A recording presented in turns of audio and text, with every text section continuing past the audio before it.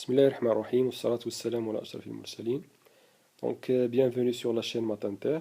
Dans cette séance, on va continuer toujours la correction de l'examen régional de l'année 2011, la session de juin bien sûr. C'est un examen régional, il est adressé aux élèves de la troisième année parcours international. Donc nous avons déjà corrigé l'exercice numéro 1 et numéro 2. Donc on passe maintenant à la correction de celui de l'exercice numéro 4. On va traduire cet exercice. Donc ici, on a un repère orthonormé OIJ. Bien sûr, on va prendre OI est égal à OJ est égal à 1 cm. On considère les points. Donc le point A, dont les coordonnées sont -1, 3. Le point B, les coordonnées sont 3 et 2. Et le point C, ses coordonnées sont 4, 6. C'est-à-dire, ici A, son abscisse est égal à -1 et son ordonnée est égal à 3. Le point B, son abscisse est égal à 3, son ordonnée est égal à 2. Le point C, son abscisse est égal à 4 et son ordonnée est égal à 6. Donc la première question, on va construire dans le repère OIJ les points A, B et C. On va les représenter dans le repère.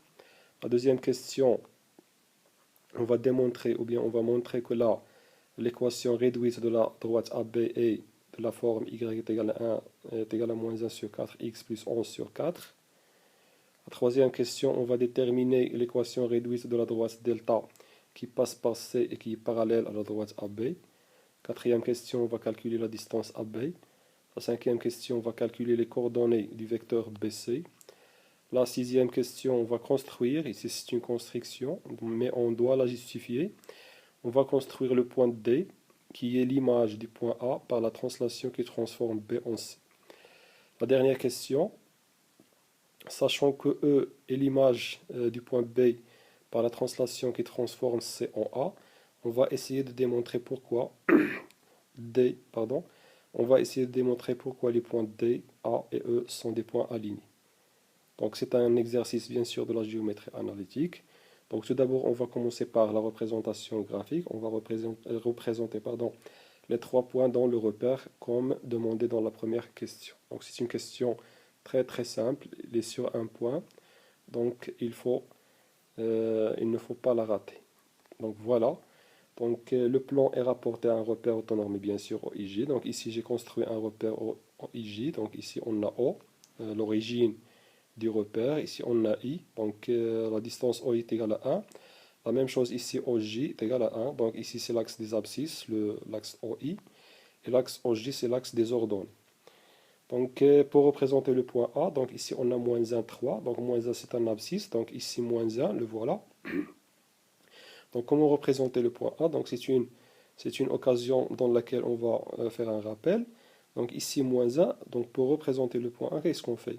Donc on trace une droite qui passe par ce point, donc ça veut dire l'abscisse est égal à -1, une droite en pointillé, la voilà, qui passe par ce point-là, donc il est perpendiculaire à l'axe des abscisses. On va tracer une deuxième droite qui passe par 3 sur l'axe vertical, l'axe des ordonnées, pardon. Donc ici on a J, donc elle est liée au point 1, au nombre 1, ici on a 2, ici 3. Donc la même chose, on va tracer une droite qui est perpendiculaire, mais cette fois-ci à l'axe des ordonnées. Donc le point d'intersection de ces deux droites, c'est le point A. Donc ici on a l'abscisse est égal à -1, l'ordonnée est égale à 3. La même chose pour le point B, donc 3, 2. Donc on va construire une droite qui passe par 3 perpendiculairement à l'axe des abscisses. La voilà. Et on va continuer pour construire la deuxième droite qui passe par 2, c'est-à-dire le point dont l'abscisse est égale à 2 ici, sur l'axe des ordonnées, qui est perpendiculaire à l'axe des ordonnées. Donc les deux droites se coupent en un point, donc le point d'intersection c'est le point B. Dernièrement, on a le point C, 4, 6, donc 4 ici, 3, donc ici c'est 4, comme abscisse. Voilà la droite qui est perpendiculaire à l'axe des abscisses. Et ici on a bien sûr J1, 2, 3, 4, 5, 6, là voilà, 6. Donc on va construire une droite qui est perpendiculaire à l'axe des ordonnées, pardon. Donc le point d'intersection de ces deux droites c'est le point C. Donc c'est comme ça, il faut représenter les points A, B et C dans le repère orthonormé OIJ. La deuxième question, qu'est-ce qu'on va faire dans laquelle on va répondre à l'équation réduite de la droite AB. Ça veut dire qu'on va démontrer que l'équation réduite de la droite AB, elle est de la forme y est égal à moins 1 sur 4x plus 11 sur 4. Donc voilà ce qu'on va faire. Montrons que l'équation réduite de la droite AB est y est égal à moins 1 sur 4x plus 11 sur 4. Donc ici, on va exposer deux méthodes. Donc je vais vous donner deux méthodes qu'on peut utiliser dans ce genre de questions. Donc la première méthode, donc qu'est-ce qu'on sait? On sait que la droite AB admet comme équation réduite l'expression suivante. Donc toute droite, quelle que soit la droite, elle admet une, oui, quelle que soit la droite bien sûr, qui n'est pas parallèle à l'axe des ordonnées. Ça veut dire, lorsqu'on a une droite, par exemple ici, c'est une occasion dans laquelle je vais faire un rappel, oui. Donc par exemple, je représente une droite qui est parallèle à l'axe, comme ça par exemple. C'est une droite qui est parallèle à l'axe des ordonnées. Donc qu'est-ce qu'on a ici? Cette droite, par exemple, ici on a 1, 2, 3, 4, 5, 6. Supposons ici qu'on a 7. Par exemple, ici on a le nombre 7. Donc l'équation de cette droite est x égale à 7. Donc pourquoi x égale à 7? Parce que si je prends par exemple un point ici sur la droite, par exemple, on va l'appeler la droite delta. Supposons ici qu'on a une droite delta. Alors, tout point appartenant à cette droite est perpendiculaire à l'axe des abscisses. Tout point appartenant à cette droite, et là comme abscisse le nombre 7. Par exemple, ici le point, je ne sais pas, le point par exemple E. Donc, quel est l'abscisse du point E? L'abscisse du point E, c'est égal à 7. Quel est l'abscisse par exemple du point F, qui appartient à la droite delta par exemple? L'abscisse du point F est égal à, aussi est égal à 7. Ça veut dire lorsqu'on projette le point E et le point F sur l'axe des abscisses, on tombe toujours sur le nombre 7. La même chose ici, par exemple, si je prends un point M, donc quelle est l'abscisse du point M? L'abscisse du point M est égale à 7. Lorsqu'on projette le point M sur l'axe des abscisses, on tombe toujours sur le nombre 7. Donc l'équation de la droite delta est de la forme x est égal, donc je peux écrire delta de point x égale 7. Donc cette équation, bien sûr, diffère de celle-ci. Elle est différente de celle-ci. Donc l'équation réduite, elle s'écrit sous la forme y égale mx plus p. Mais ici, dans ce cas, lorsque la droite est parallèle à l'axe des ordonnées, on ne peut pas dire que c'est une équation réduite parce qu'on a ici x égale quelque chose. Or, dans l'équation réduite, on a y est égal mx plus p. Donc, je viens de dire que toute droite, sauf que, à part les droites qui sont parallèles à l'axe des ordonnées, toutes les droites qui ne sont pas parallèles à l'axe des ordonnées ont une forme sous cette écriture, ou bien ont une équation réduite sous cette forme, y est égal à mx plus p. Donc, qu'est-ce qu'on va faire dans cet exercice? Bien sûr, la droite AB, elle admet une équation de cette forme, y est égal à mx plus p. Donc, nous devons déterminer la valeur du nombre m, ou bien la valeur de m et la valeur de p. Donc, comment on va faire pour trouver la valeur de m et la valeur de p? C'est-à-dire, on va trouver à la fin que m est égal à moins 1 sur 4 et que p est égal à 11 sur 4. Donc, on va calculer m. Donc, on a une formule que nous avons déjà établie dans le cours, grâce à laquelle on va calculer, on va déterminer la valeur de m. Donc, qu'est-ce qu'on sait? On sait que m, le coefficient directeur, qu'on appelle parfois la pente, donc le coefficient directeur de la droite AB, il est déterminé par cette formule. Qu'est-ce qu'on a? On a YB moins YA, la différence entre les deux ordonnées, YB moins YA, divisé par XB moins XA. Donc pourquoi cette droite ne peut pas admettre une équation sous cette forme? Donc tout simplement parce que ici on aura xb égale xa. Par exemple, si supposons par exemple qu'on veut déterminer l'équation sous cette forme. Alors lorsqu'on calcule m, on obtient, donc ici par exemple, on va faire x, ye moins yf divisé par xe sur moins xf. Or lorsqu'on calcule xe moins xf, on tombe sur 7 moins 7, ça fait 0, donc c'est impossible. Donc on continue. Donc m, par définition, grâce au théorème que nous avons déjà établi, m est donné par cette formule, yb moins ya divisé par xb moins xa. Donc il suffit de remplacer, yb moins ya, ça veut dire 2 moins 3, donc yb, pardon, les coordonnées des points Donc ici, on a A moins 1, 3. Donc je vais les réécrire. On a le point A moins 1, 3. Et le point B, ses coordonnées sont 3, 2.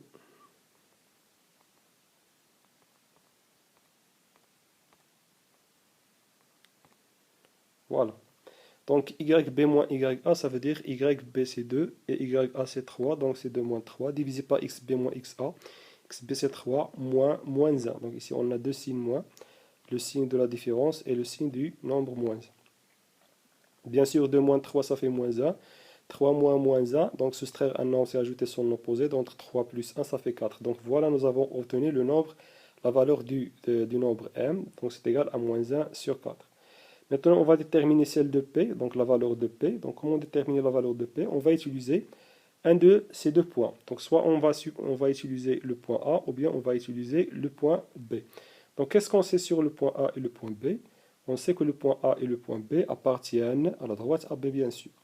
Donc, puisque le point B, donc ici j'ai choisi le point B, donc puisque le point B, dont les coordonnées sont 3 et 2, puisque le point B oui, appartient à la droite AB, alors les coordonnées de ce point vérifient l'équation de la droite AB. C'est-à-dire lorsque je remplace y par 2 et x par 3, j'obtiens ici une égalité. Donc je répète, lorsque le point appartient à la droite, alors les coordonnées de ce point vérifie l'équation de la droite. C'est-à-dire, lorsqu'on remplace x par 3 et y par 2, dans l'équation de la droite AB, on obtient une égalité. C'est-à-dire, YB, donc voilà, ici je vais remplacer y par YB, et x par xb. Donc YB est égal à moins 1 sur 4, ça veut dire m, moins 1 sur 4 fois xb. À la place de x, on va mettre xb et xb plus p. Donc ici, nous avons remplacé y par YB, et x par xb, et la valeur de m par moins 1 sur 4 que nous avons déjà calculé. On va continuer, donc je garde p de la droite, à la droite, ou bien sur la droite du signe égal, et je transpose cette valeur de l'autre côté, donc moins 1 sur 4 fois xb, donc on la transpose de l'autre côté, donc ça reste YB bien sûr, elle est déjà à gauche du signe égal, donc moins 1 sur 4 fois xb, elle est à droite ici, du signe égal, mais lorsqu'on la déplace à gauche, elle devient moins 1 sur 4 fois xb. Donc application numérique, on va remplacer par les valeurs. Donc P égale, donc YB, donc à la place de YB, on va mettre 2, donc la voilà, P est égal à 2, moins 1 sur 4 fois XB, donc XB est égal à 3. On va calculer cette expression numérique, donc 2, ça veut dire c'est égal à 8 sur 4. On a transformé ce nombre sous forme d'une fraction 8 sur 4. Donc ici un signe moins bien sûr, donc le moins 1 sur 4 ça devient plus 1 sur 4 multiplié par 3, ça donne 3 sur 4. Donc je répète, 2 c'est 8 sur 4, moins 1 sur 4 ça donne bien sûr 1 sur 4 fois 3 c'est 3 sur 4. Donc ici c'est 11 sur 4. Donc voilà, nous avons calculé moins 1 sur 4 est égal à m et on a calculé le P qui est égal à 11 sur 4. Donc ici, on va remplacer juste dans cette équation. Donc elle devient AB, 2 points, ça veut dire l'équation de la droite AB. C'est Y est égal à MX. À la place de M, on va mettre moins 1 sur 4. Et à la place de P, on va mettre 11 sur 4. Donc voilà une méthode parmi d'autres. Donc la deuxième méthode qu'on va utiliser ici, c'est une méthode sur laquelle on va faire appel au système linéaire. Donc qu'est-ce qu'on va faire? Donc toujours on va utiliser les points A et B. Le point A c'est moins 1, 3. Non. Moins 1, 3 et B 3, 2, oui. Donc c'est une deuxième méthode grâce à laquelle on peut déterminer l'équation de la droite, l'équation réduite de la droite AB. Donc qu'est-ce qu'on a? Qu'est-ce qu'on sait? On sait que le point A et le point B, tous les deux, ils appartiennent à la droite AB. Donc lorsque les points appartiennent à la droite AB, alors leurs coordonnées vérifient l'équation de la droite. Donc lorsque un point appartient, on va remplacer ces coordonnées dans l'équation, donc on obtient une égalité.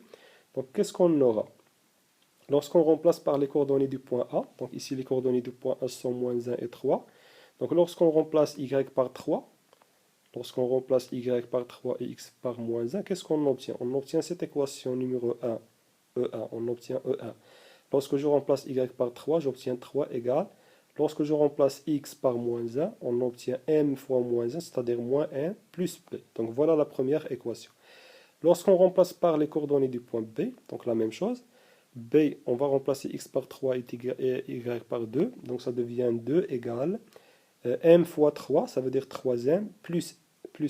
Donc c'est la deuxième équation. Donc ici, qu'est-ce qu'on cherche? On cherche la valeur du point, on cherche la valeur du m et de p. On cherche la valeur de m et la valeur de p. Donc ici, on a deux équations. On constate ici qu'on a deux équations à deux inconnus. Donc ici on a m, ici on a p, ici on a m, ici on a p, du premier degré bien sûr. Donc deux équations du premier degré à deux inconnus. Donc on va les rassembler dans un système linéaire qu'on peut résoudre pour trouver la valeur de m et celle de p. Donc ici vous pouvez utiliser, donc je vous laisse le soin pour faire cette question. Donc vous allez refaire la question en utilisant cette méthode, la résolution d'un système linéaire. Donc, qu'est-ce que vous allez obtenir à la fin?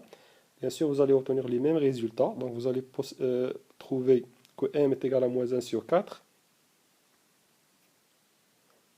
Et p, donc je viens de dire que m, vous allez la trouver, c'est 1 moins 1 sur 4. Et la valeur de p, vous allez obtenir 11 sur 4. Je passe à la question suivante. Qu'est-ce qu'on a dans la question? La question numéro 3, déterminer l'équation réduite de la droite delta qui passe par C qui est parallèle à la droite AB. Donc ici on va utiliser une propriété très importante du parallélisme. Donc déterminons l'équation réduite de la droite delta parallèle à AB et passe par C.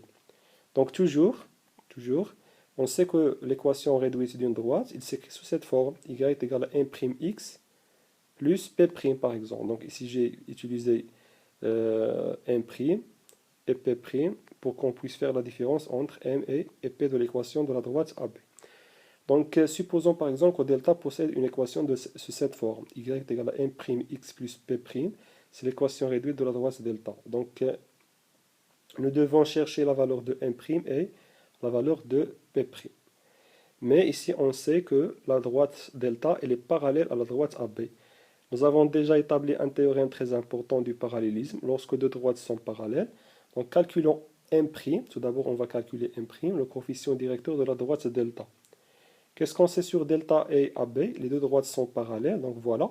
Puisque la droite delta est parallèle à la droite AB, alors elles ont le même coefficient directeur, ou bien la même pente. C'est-à-dire que M', que représente M', c'est la pente, ou bien c'est le coefficient directeur de la droite delta. M' qui est égal à M delta, c'est-à-dire le coefficient directeur de la droite delta, qui est égal aussi à le coefficient directeur de la droite AB. Pourquoi? Donc ici, c'est un théorème du parallélisme. Donc ici, M delta est égal à M AB. Tout simplement pourquoi? Parce que la droite delta, elle est parallèle à la droite AB. Donc puisque delta et AB sont parallèles, alors M delta, c'est-à-dire le coefficient directeur de la droite delta, égale celui de la droite AB. On l'a déjà calculé, le coefficient directeur de la droite AB, donc d'après ce qui précède, le coefficient directeur de la droite AB, nous avons obtenu moins 1 sur 4. Donc ici, il suffit de remplacer. Donc on continue. Donc voilà, l'équation devient, donc l'équation de la droite delta, elle s'écrit bien sûr sous la forme y est égal à 1'x plus p', mais 1', on l'a déjà calculé, donc est égal à moins 1 sur 4. Donc je remplace, y devient égal à moins 1 sur 4 fois x plus p'. Donc il nous reste maintenant à calculer p'. Donc comment calculer p'? Comme dans la question précédente, comment calculer p, le coefficient directeur de la droite AB, on va faire pour calculer le coefficient directeur de la droite delta. Donc ici, on sait que la droite delta passe par C, c'est-à-dire les coordonnées du point C vérifient l'équation de la droite delta. Donc ici, on va remplacer. On sait que le point C, ses coordonnées sont 4 et 6, 4 comme abscisse et 6 comme ordonnée. Donc puisque C appartient à delta, alors ces coordonnées vérifient l'équation de la droite. C'est-à-dire, ici, on va remplacer Y par YC et X par XC. Donc l'équation devient égalité. Donc y devient yc moins 1 sur 4 fois x devient xc plus p'. Donc je garde p' à droite du signe égal. Je transpose cette partie, cette expression, moins 1 sur 4 fois xc, je vais la transposer de l'autre côté, donc ça devient moins 1 sur 4 fois x. Application numérique, donc p' égale bien sûr, yc c'est égal à 6, moins 1 sur 4 ça donne 1 plus 1 sur 4, donc xc c'est égal à 4, et après simplification, on simplifie par 4, donc ça donne 6 moins 1, c'est-à-dire 6 plus 1, c'est égal à 7. Donc maintenant on a calculé les deux, on a déterminé les deux valeurs. Donc m on le sait déjà et le p on l'a déjà calculé. Donc il suffit de remplacer dans cette expression. Qu'est-ce qu'on a? On a y est égal à 1'x, c'est-à-dire moins 1 sur 4 fois x plus, à la place de p', on va mettre 7. Donc voilà l'équation de la droite AB.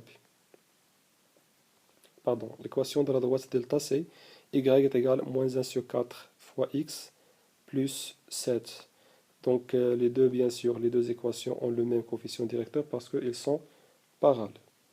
La question suivante, il nous demande de calculer la distance AB. Donc ici, on a la formule pour calculer la distance. Donc la distance AB, on sait déjà qu'elle se calcule de la forme ou bien avec la relation suivante.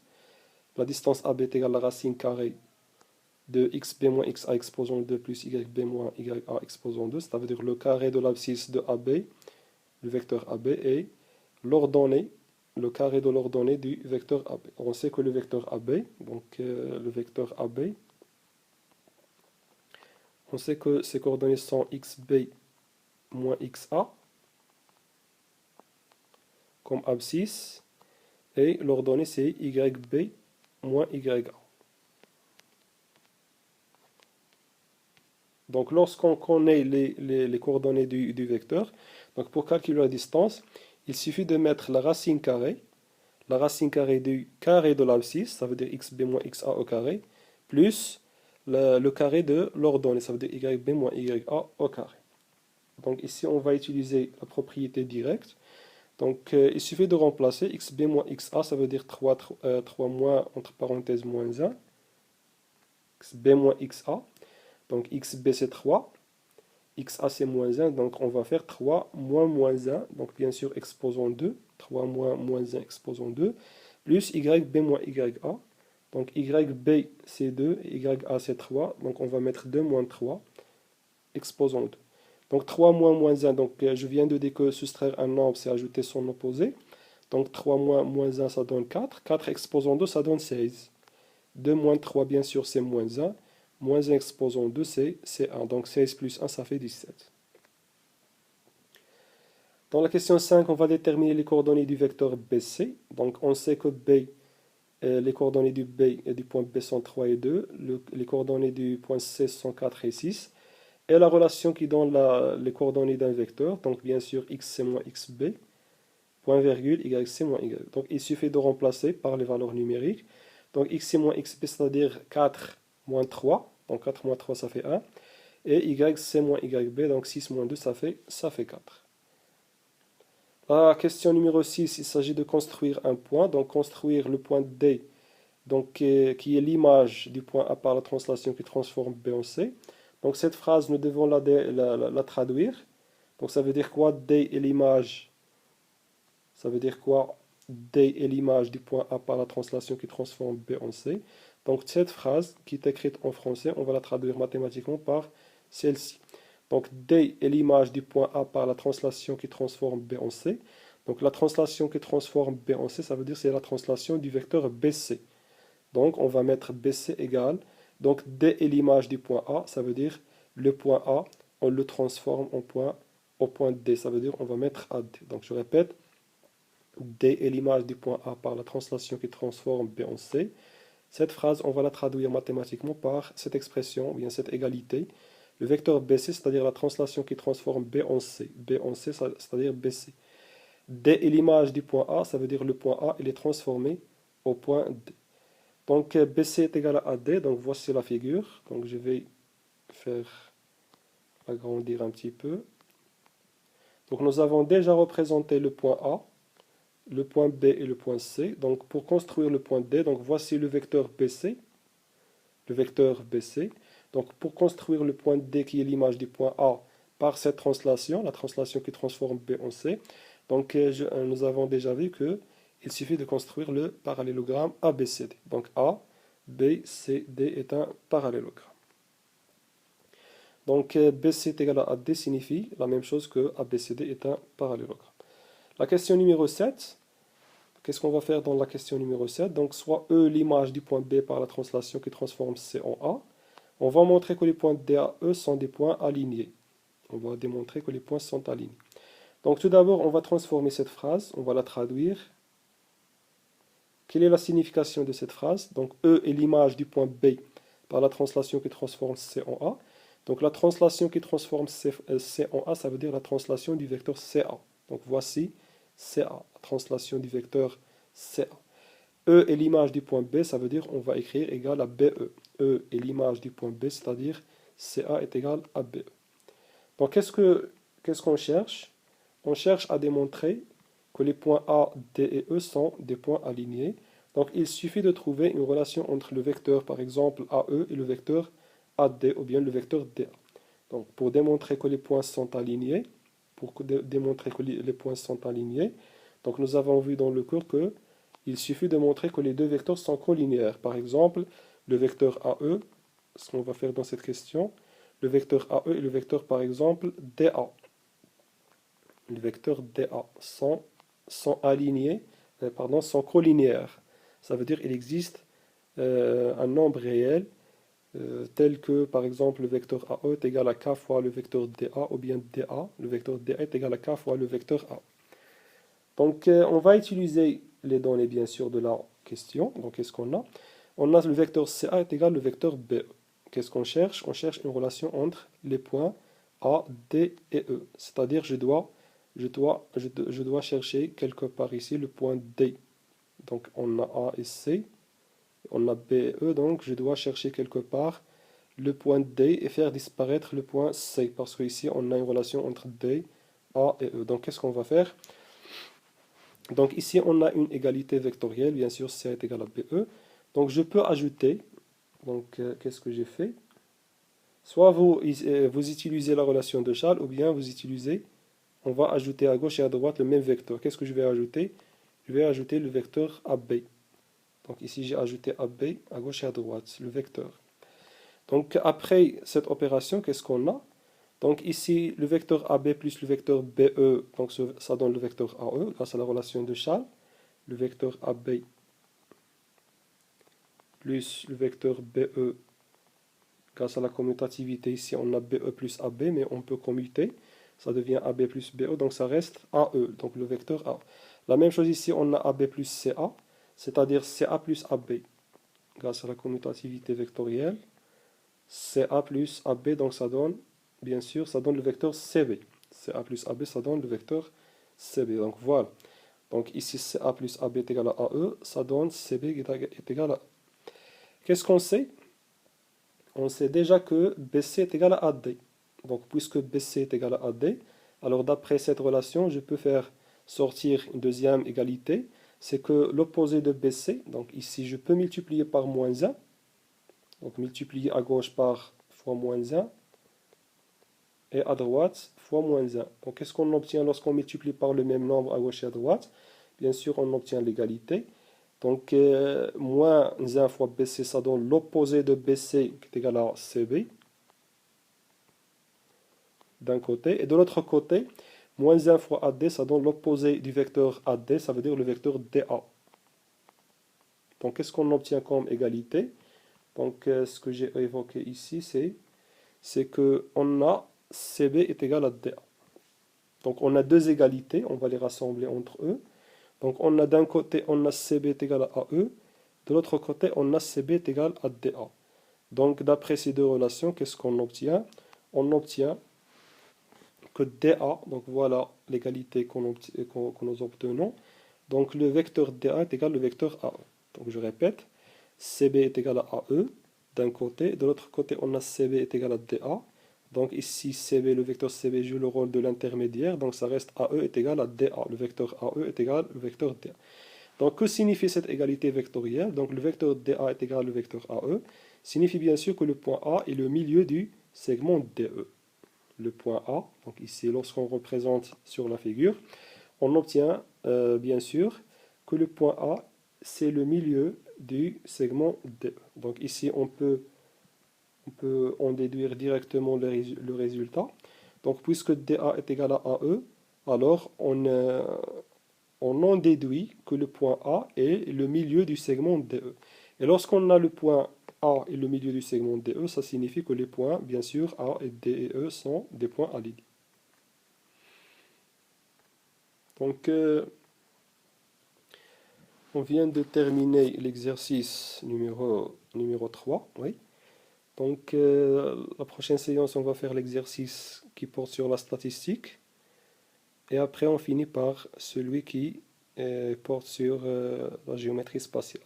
Donc, merci pour votre attention et à la prochaine.